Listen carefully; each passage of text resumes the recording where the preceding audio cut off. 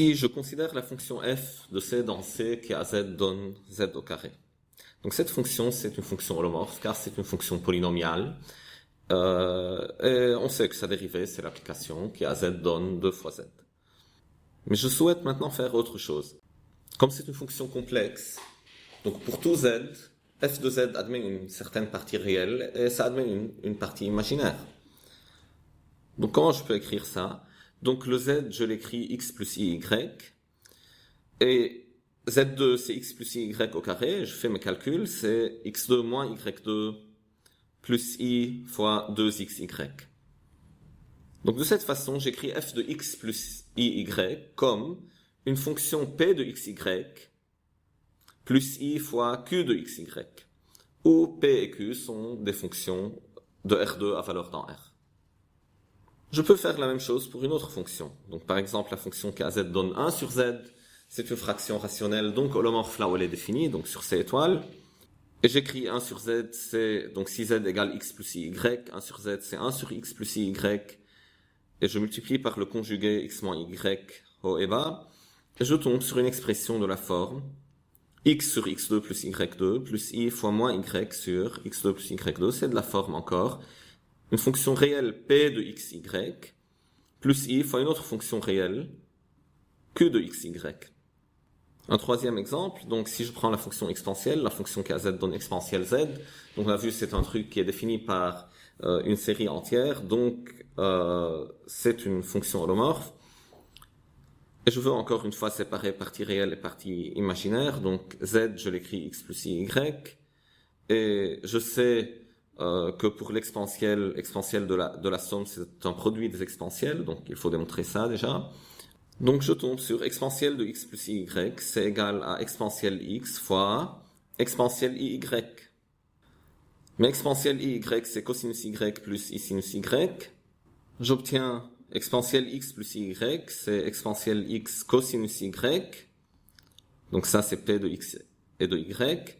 Plus i fois exponentielle x sinus y. Et ça c'est q de x et de y. Dans ces exemples-là, c'était facile de trouver les parties réelles et imaginaires de f de z en fonction des parties réelles et imaginaires de z. Donc ça peut être plus difficile, mais on sait que ça doit exister toujours.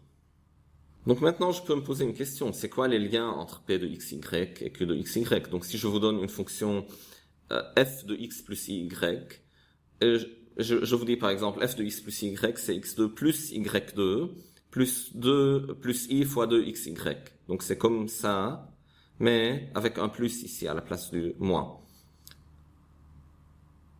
Donc f de z c'est pas égal à z2, c'est autre chose. Mais alors cette fonction-là, est-ce que ça serait holomorphe? Ce serait holomorphe. Donc la réponse dans ce cas c'est non. Il y a en fait un critère pour dire si une telle fonction, si une fonction donnée par sa partie réelle et sa partie imaginaire, si elle est holomorphe ou pas.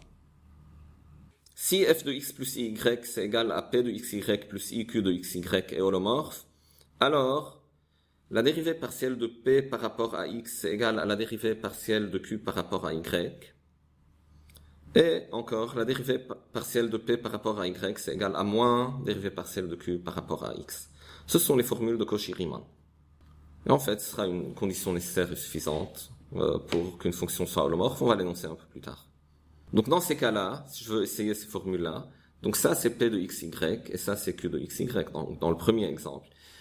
Je dérive ça p par rapport à x. Donc je considère que y est une constante, je dérive par rapport à x, la réponse c'est 2x. Maintenant je dérive q par rapport à y. Je suppose que x constant, je dérive par rapport à y. J'aurai encore 2x.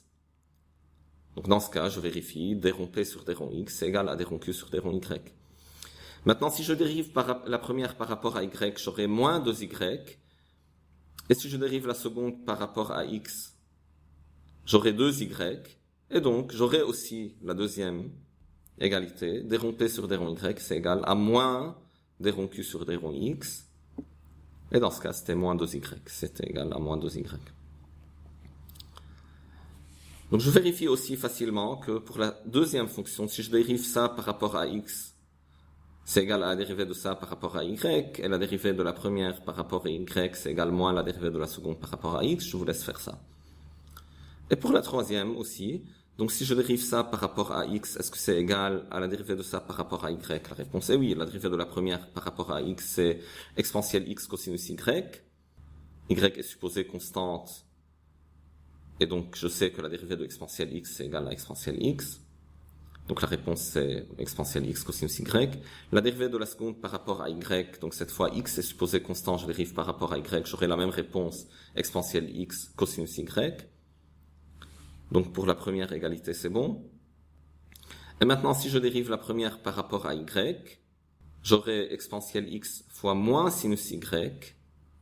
Et ça c'est égal à moins la dérivée de la seconde par rapport à x. Donc pour ces exemples qu'on a vus, les formules de Cauchy-Riemann sont vérifiées. Pourquoi les égalités de Cauchy-Riemann devraient être vérifiées? Donc je considère une fonction de cette forme-là, p de xy plus iq de xy, et je suppose qu'elle est holomorphe. Donc si je prends un point z de la forme x plus y, la dérivée de f en z doit exister. Donc la limite lorsque h tend vers 0 de f de z plus h moins f de z divisé par h doit exister, et ça doit être un certain nombre complexe de la forme a plus ib. Donc, si ça c'est le point z, bon ça c'est le plan complexe, ça c'est un point z, et je veux calculer la dérivée de f qui est égale p de x plus f de x plus y qui est égale à p de xy plus iq de xy, je veux la calculer lorsque h tend vers 0 tout en étant un réel pur. Ça veut dire z plus h, ça s'approche infiniment de z tout en suivant une direction parallèle à l'axe des x. Puis je fais mon calcul lorsque h c'est un imaginaire pur et qui tend vers 0, donc lorsque z plus h tend vers z tout en suivant une direction parallèle à l'axe des imaginaires. Donc ces deux calculs que je vais faire doivent me donner la même réponse, parce que la dérivabilité entraîne que la limite existe, et cette limite doit exister et doit être la même, quelle que soit la façon dont je choisis d'approcher du point z. Donc le premier calcul, j'ai dit que h c'est un réel, donc h c'est delta x plus i delta y, et c'est un réel, donc delta y c'est égal à 0. Voilà, c'est écrit ici. Et je calcule alors f de z plus h moins f de z divisé par h. Mais h c'est égal à delta x, z c'est égal à x plus y, et f de x plus y c'est p de x et de y plus iq de xy. Donc j'écris f de z plus h, donc ça fait p de x plus delta x et de y plus iq de x plus delta x et de y. Donc ça c'est f de z plus h. Moins f de z, donc f de z c'est p de x et de y plus iq de xy, divisé par h, et h c'est delta x. Et je les regroupe de cette façon-là pour voir que, à la limite, lorsque delta x tend vers 0, ce truc-là, donc p de x plus delta x et de y moins p de x et de y divisé par delta x, ça tend vers la dérivée partielle de p par rapport à x, au point considéré, donc au point x et de y. Et la seconde partie, donc i fois q de x plus delta x et de y moins q de x et de y divisé par delta x, ça tend vers la dérivée, i fois la dérivée partielle de q par rapport à x au point x et y. Donc on dit que cette limite-là existe, elle doit être égale à la dérivée, donc elle doit être égale à a plus ib. Donc j'aurai forcément partie réelle égale partie imaginaire égale partie imaginaire. Donc d rond p sur d rond x au point x et y est égal à a, et d rond q sur d rond x au point x et y c'est égal à b. Maintenant je reprends le même argument. Lorsque h tend vers 0 tout en étant un imaginaire pur, ça veut dire z plus h tend vers z en suivant une direction parallèle à l'axe des y. Donc dans ce cas, h c'est égal à i fois delta y. Donc delta x c'est égal à 0. Z plus h c'est égal à x plus i fois y plus delta y. Et z c'est x plus y. Et je sais que f de x plus y c'est p de x et de y plus iq de x et de y. Et donc j'écris f de z plus h moins f de z divisé par h. Donc le divisé par h ça donne un i delta y au dénominateur. f de z plus h, c'est p de x et de y plus delta y plus i fois q de x et de y plus delta y. Ça, c'est f de z plus h. Moins f de z, ça fait moins p de x et de y, moins i q de x et de y. Le tout divisé par h qui est égal à i delta y. Et ça doit être égal, encore une fois, à la dérivée qui est toujours f' de z. On a dit f' de z, c'est égal à a plus ib. Donc ça, c'est égal à a plus ib. Et cette fois, on constate que ce rapport-là, p de x, y plus delta y, moins p de x et de y, divisé par delta y, ça, c'est la dérivée partielle de p par rapport à y. Et il y a un i en bas, 1 sur i, c'est égal à moins i. Donc ce rapport-là, c'est égal à moins i fois des ronds p sur des ronds y. Et ça devrait être égal à la partie imaginaire ici, ça veut dire ib. Donc on doit avoir des ronds p sur des ronds y, c'est égal à moins b. Voilà, des ronds p sur des ronds y, c'est égal à moins b. Et ça, ce rapport-là, lorsque delta y tend vers 0, donc i, ça se simplifie avec i, et il me reste q de x, y plus delta y moins q de x, y sur delta y tend vers 0, et ça c'est la dérivée partielle, c'est la définition en fait de la dérivée partielle de q par rapport à la variable y, et c'est la partie réelle de l'expression. Donc je dois avoir des ronds q sur des ronds y doit être égal à la partie réelle ici, qui est égale à a. Et maintenant je regarde ce que j'ai. Le a, c'est égal à des ronds q sur des ronds y, mais aussi c'est égal à des ronds p sur des ronds x. Donc je dois avoir des ronds p sur des ronds x égale des ronds q sur des ronds y. Et le b, c'est égal à moins des ronds p sur des ronds y. Et ça, c'est égal en même temps à des ronds q sur des ronds x. Donc je dois avoir l'autre formule, qui est des ronds p sur des ronds y, c'est égal à moins des ronds q sur des ronds x. Et ça montre les formules de Cauchy-Riemann. Les formules de Riemann que voici, comme ça écrit, des ronds p sur des ronds x égale des ronds q sur des ronds y, des ronds p sur des ronds y, c'est égal à moins des ronds q sur des ronds x. Maintenant, il y a une remarque. La réciproque du théorème précédent est vraie, on peut le démontrer. Si les dérivées partielles de p et q sont définies et continues, et vérifier les formules de Cauchy-Riemann, alors f est holomorphe. Donc des exemples. Alors, la fonction qui a x plus i y donne x2 moins x2 moins y2 moins 2i xy n'est pas holomorphe. Pourquoi? La dérivée de ça par rapport à x, c'est égal à 2x. La dérivée de ça, sauf le i, par rapport à y, c'est égal à, dérivée partielle, c'est égal à moins 2x, donc j'ai pas égalité. J'ai pas égalité des ronds p sur des ronds x et des ronds q sur des ronds y.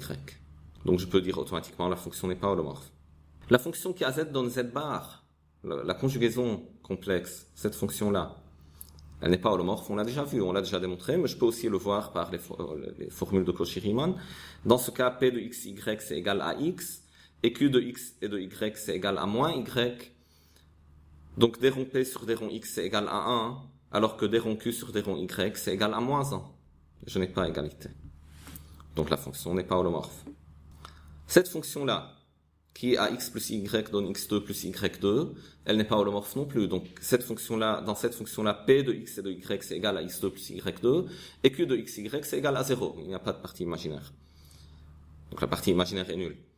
Pourquoi? Des ronds p sur des ronds x, c'est égal à 2x, alors que des ronds q sur des ronds y, c'est égal à 0, car q, c'est égal à 0.